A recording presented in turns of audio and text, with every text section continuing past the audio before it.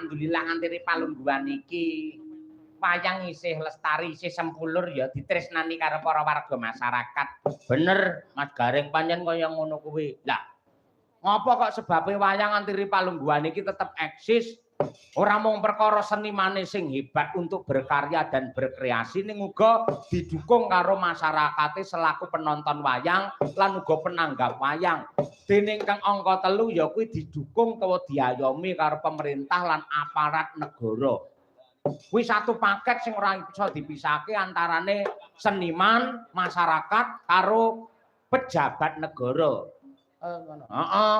Lah mula ya yen pancen sing jenenge wayang eksis kanthi palungguhan iki ya dhewe mbutuhake pengayoman saka perangkat. Aja nganti iki mengko iki kabudayane dhewe. Iki tinggalane para leluhure dhewe banjur malah njejak-jakan dirusak karo bangsane dhewe.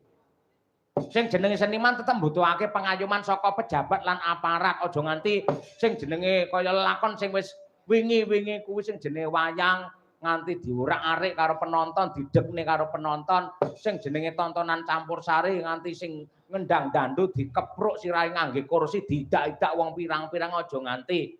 Lah mula kang mangkono antarane senimane, masyarakate lan uga pejabate lan aparate kudu manunggal tetunggalan lan duwe rasa rumangsa lamun to sing jenenge budaya ki darbeke awake dhewe.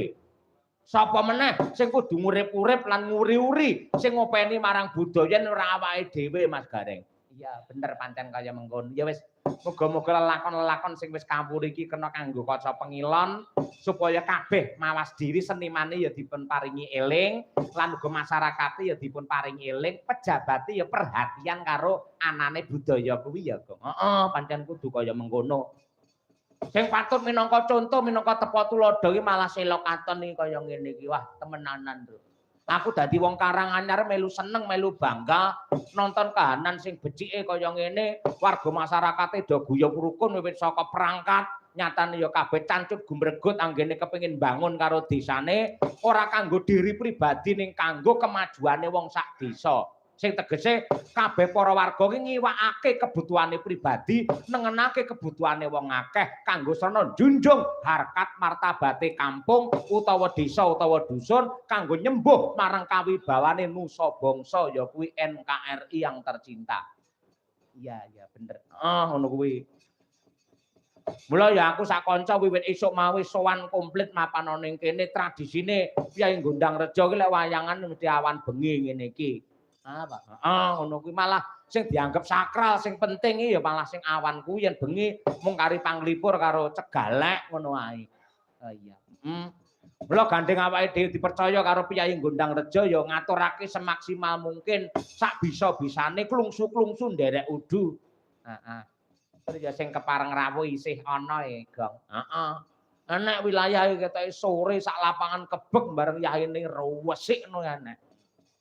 Mula malah kaya ngene iki nyenengake dadi sing jenenge wayang iki pamane nggen Jawa Timur sore rame ning ngendi-endi nggon dalange sapa wae mbok nek bintang tamune apa ora mesti rame. Ning kok capa anggere bar limbukan sok-sok mung kari kursi ditumpuk.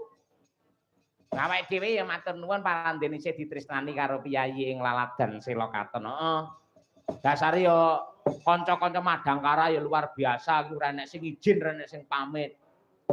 Ibu-ibu utawa mbakyu-mbakyu Waranggana ki ana Panca Widuwati. Ana 5, ana 5. Wiwit saka njaba dhewe kae Mbak Lia Sundari saka Sragen sing nembe wae nembang langgam Indonesiaku. Ha kuwi. Malah wiwit awan mau ling glenggeng neng kene. Nah iya, mula ya nganti terang benerang mongko wingi ke udan lesus nganti kaya ngono bareng Mbak Lia nembang nyatane kene ya terang ya. Heeh, ngono kuwi mergo panjenengane ya duwe kawruh, duwe cara piye carane men udan ki ora neka ning Laladan sing lagi disindeni ngono kuwi. Heeh, sinden-sinden kabeh duwe apa kuwi, duwe ngelmu dhewe-dhewe ngono kuwi. Lajene Mbak Lia ngono iki anggere pendunge lagi mrepet, peteng dedet kandel ngono ae. Dhewe langsung murep. Bar murep terus akhire nyumet desel gara-gara ngono. Terus akhire jenenge mendung ya